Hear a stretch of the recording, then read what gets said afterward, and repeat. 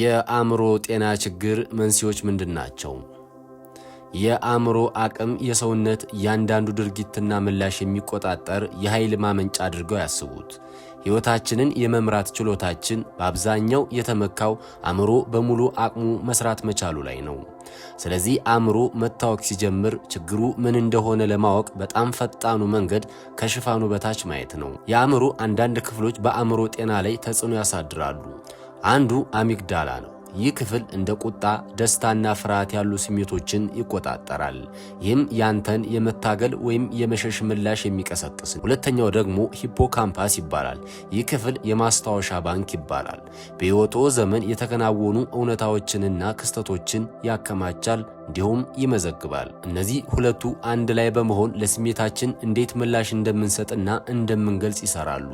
አሚግዳላ ጠንካራ ስሜቶችን የሚቀሰቅሱ የተወሰኑ ክስተቶችን ምልክት በማድረግ ያስቀምጣል።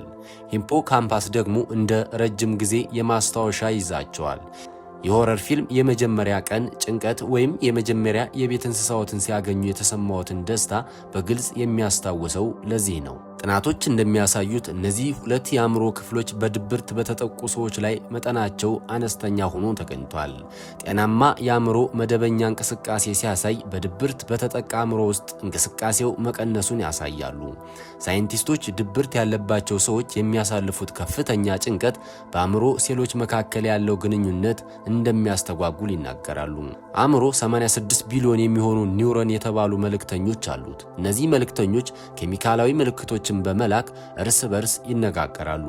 ብዙ ሳይንቲስቶች እንደሚያምኑት በርካታ የአእምሮ ህመም የሚመነጩት በኒውሮን መካከል ካለ የተሳሳተ ግንኙነት ነው ይላሉ። ለምሳሌ ዶፓሚን የተሰኘው የጥሩ ስሜት ኬሚካል የደስታ ስሜትን ይሰጥዎታል። ፍላጎት እንዲኖሩት፣ እንዲያተኩሩና እቅድ እንዲያወጡ ይረዳዎታል። በጣም ብዙ ሲሆን ወደ ሱስ ያመራል። ነገር ግን መጠኑ ሲያንስ ደግሞ ስኪዞፍሬኒያ እና ADHD ያስከትላል። ዝቅተኛ ሴሮቶኒን ኬሚካል መጠን ሲኖረን ከድብርትና ከኦሲዲ ጋር የተቆራኘ ነው። ለዚህም ነው በተለያዩ ጸረ ድብርት መድኃኒቶች ውስጥ ጥቅም ላይ የሚውለው። ነገር ግን እውነታው ነገሮች እንደዚህ በቀላሉ የሚታዩ አይደሉም። ለአእምሮ ህመም አንድ ብቻ መንስኤ የለው። ባዮሎጂካሊና አካባቢያዊ ምክንያቶች፣ ስነ ልቦናዊ ምክንያቶች፣ የማህበራዊና ኢኮኖሚያዊ ምክንያቶች። ስለዚህ የአእምሮን አሰራር መረዳት የአእምሮን ጤና ለመረዳት ቁልፍ ነው።